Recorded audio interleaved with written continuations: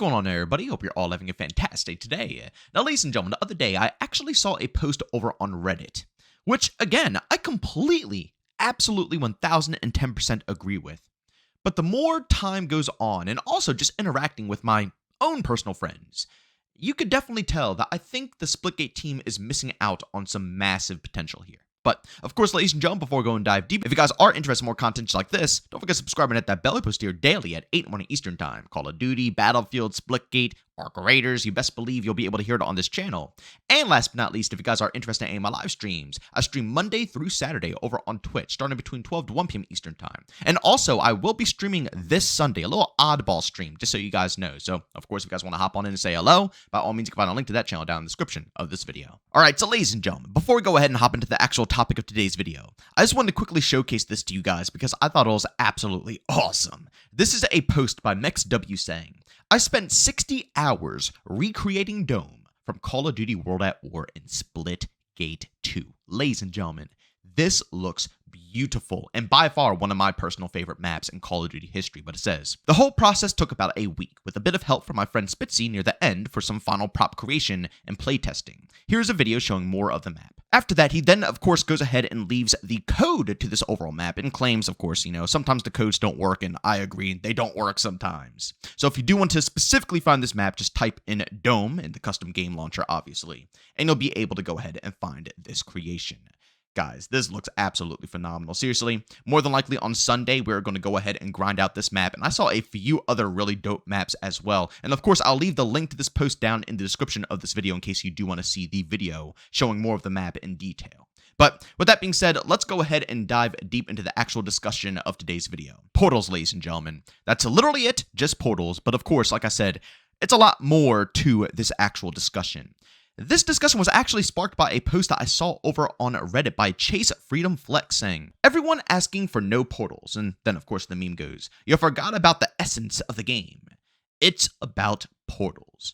And I gotta be real with you guys, I've always been, on this team, on pretty much all games out there. You know what I'm saying? Whenever I dive deep into a specific game, I usually want to play it for the, uniqueness, whatever, design decisions the developers decided to put into the actual title itself. For example, like Call of Duty, the Jetpack series, right? Black Ops 3, Advanced Warfare, Infinite Warfare. Some of these actually had certain modes introduced that, had no jetpacks, so you could play on the maps and use all the abilities, so on and so forth, without worrying about jetpacks whatsoever. And yeah, people enjoyed it, but I just couldn't do it. Like I said, when I dive deep into a game, I either play it or I don't play it. Fortnite's another good example. I don't really like the building. I gotta be real. And although there is a no build mode, I don't want to. If I'm going to play Fortnite, I'm going to play what Fortnite is all about, and that includes building. So since it's not really my, bread and butter, I don't really care for it that much. I just simply don't play it altogether. Even though there is a mode that I can still enjoy the gunplay and all of the above without having to worry about building, I still just kind of avoid it.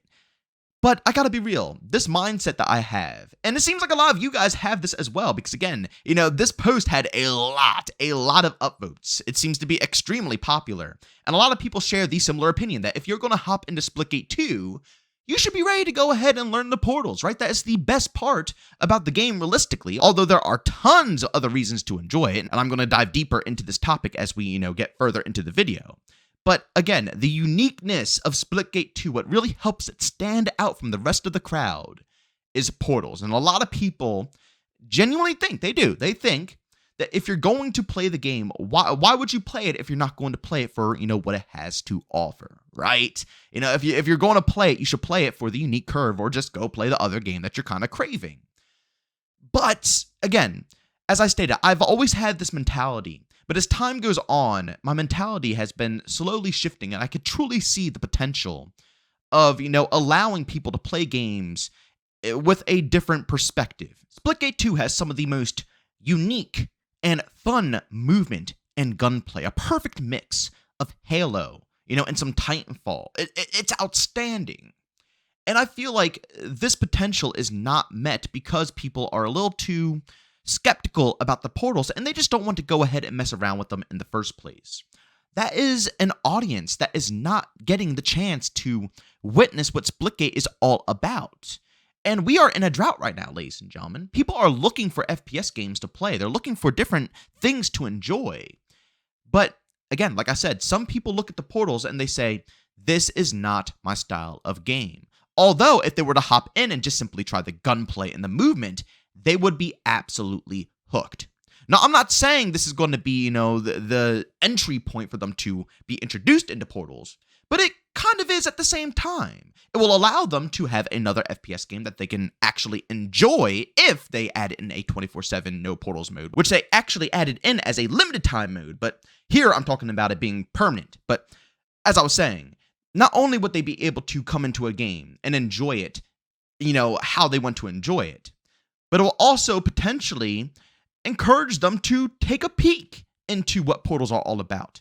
And maybe after a month or two, maybe 3 months of just simply enjoying the movement, enjoying the gunplay, and enjoying the game overall, they might say, you know what?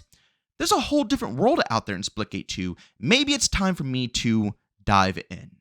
Now, of course, this might not be for them. They might try and they might hate it. But if they hate it, the good thing is they can hop right back to the no portal mode and continue to enjoy it. And if they enjoy it, that means that they actually, will dive deep into the full-fledged out Splitgate 2 environment. Regardless of the choice that this individual makes, it will still keep Splitgate 2 populated. And it'll be more appealing to individuals out there because there'll be more options for them. They won't feel locked into something that they simply don't want to play. And as I stated, although I think that's the whole purpose of playing a different game, you want to play it for the uniqueness of it, but not everybody thinks that way.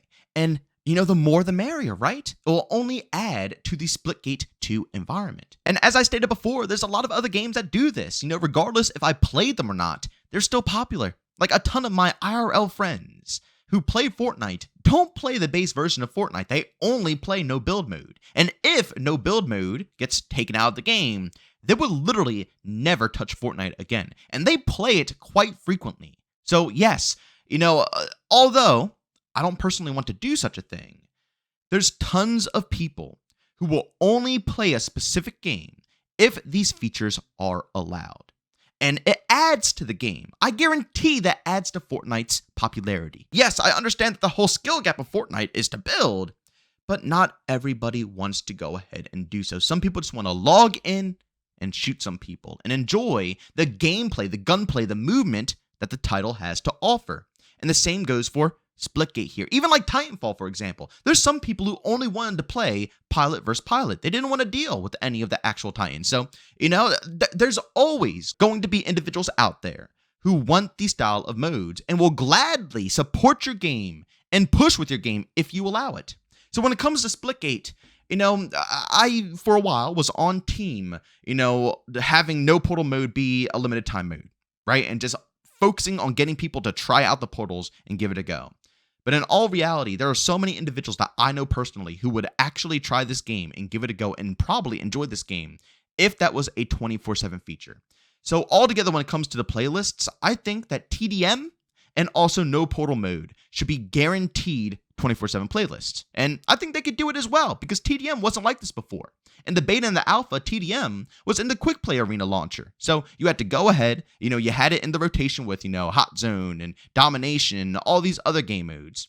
And they were cut into, TDMs that limited up to 20 kills in those 3 different rounds. You guys remember all of that stuff. But the feedback was people didn't really want to deal with that, right? When they go into the arena mosh pit, they wanted to go ahead and play OBJ game modes. And, they wanted to make sure that TDM players, people who don't want to play OBJ, had their own section to stay away from OBJ game modes because they're never really helpful on the team. They don't want to play that stuff. And you can't blame them. If they don't want to play it, they shouldn't have to play it. So having 24/7 TDM was a big change going into launch, and the developers acknowledged this. And I hope that they acknowledge this one as well, because I think alongside TDM, having this no portal mode being 24/7 would really, really, really help with a ton of people out there. But of course, ladies and gentlemen, as always, go down in the comment section down below and let me know if you guys think that a 24/7 no portal mode would be beneficial for Splitgate 2, or do you think that will harm the overall game in general and just, kind of split up the player base a bit further? As I stated, yeah, it might split the player base a tiny bit, but I don't think it'll be an unhealthy split. You know what I'm saying? Because at the end of the day, AV8 has portals still, VR still has portals, the whole game has portals. It would only be the 4v4 section. And personally, I think a lot more people would be encouraged to dive deep into the, modes with portals once they get the, their grounding set, right? Once they have 1, 2, 3, 4 months of no portal mode and, just actually getting an understanding of the game, I feel like then they would be able to take the jump into the actual portal modes. But having only the portal modes being the main game might be a little intimidating for some out there. But of course, like I said, leave your opinions down below. But as always, ladies and gentlemen, if you enjoyed today's video, leave a like. If you hate it, leave a dislike. Don't forget to subscribe and hit that bell. I post here daily at 8 in the morning Eastern time. And of course, if you guys are interested in my live streams, I stream Monday through Saturday over on Twitch, starting between 12 to 1 p.m. Eastern time. Of course, if you guys are interested, got to link that channel down in the description of this video. But as always, thank you for tuning in, and I'll see you all on the next one. Peace out.